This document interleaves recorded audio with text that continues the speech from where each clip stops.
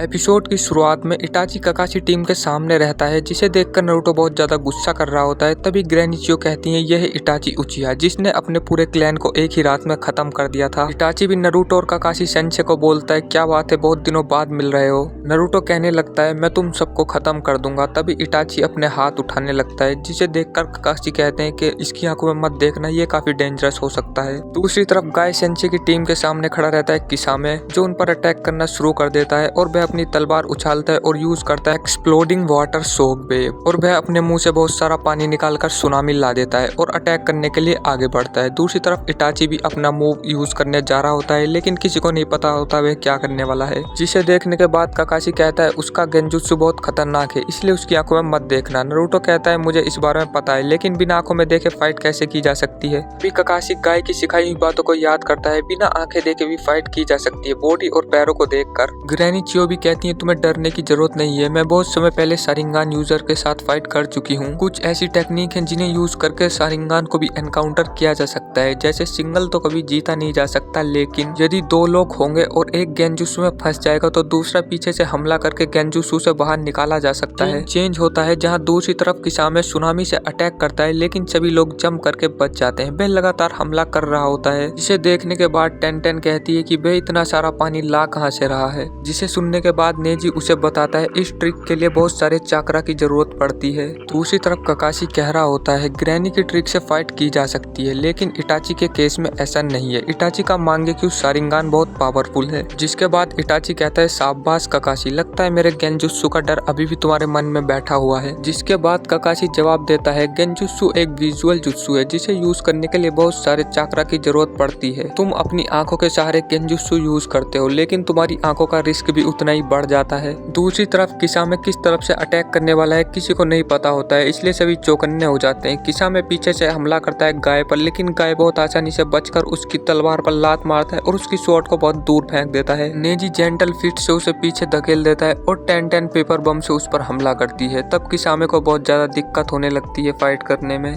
Water style और sword को देखकर गाय को कुछ याद आने लगता है, लेकिन उसे पूरी तरह याद नहीं आता है। जिस पर किसामे कहता है कि तुम अपने दुश्मन का दिल तोड़ना जानते हो। गाय कहता है, मैं अटैक करने जा रहा हूँ, तुम सभी लोग भी मेरे पीछे अटैक करना, और वे सब उस पर अटैक करना चालू कर देते हैं, लेकिन उसे कुछ फर्क नहीं पड़ रहा था। जिस पर ली कहता है कि ये बड़ी ही आसानी से खुद को स्वॉर्ड से बचा रहा है। जिस पर टेन कहती है, इस पर क्लोज रेंज अटैक इफेक्ट नहीं करने वाले हैं, और वह बहुत सारे पेपर बॉम्ब से हमला करती है, लेकिन उससे भी कुछ फर्क नहीं पड़ता है। सीन चेंज होता है, जहाँ दूसरी तरफ इटाची अपनी एक उंगली नारुतो की तरफ करता है, जिसे देखकर ककाशी उस पर बहुत तेजी से अटैक कर देता है, लेकिन इटाची उसे बड़े ही आराम से रोक लेता है। फिर उसका दूसरा क्लोन नारुतो की तरफ बढ़ता है और नारुतो भी अपने राशिंगान से उस पर अटैक कर देता है। जिसके बाद हम देखते हैं ग्रैनी चियो और साकुरा इटाची में बदल जाते हैं और सीन चेंज होता है, जहां गाय किसामे की स्वॉर्ड उठाकर उस पर हमला करता है, लेकिन स्वॉर्ड में से कांटे निकलने की वजह से उसके हाथों में से खून निकल जाता है। जिसके बाद टेन ली और नेजी वाटर प्रिजन में कैद हो जाते हैं।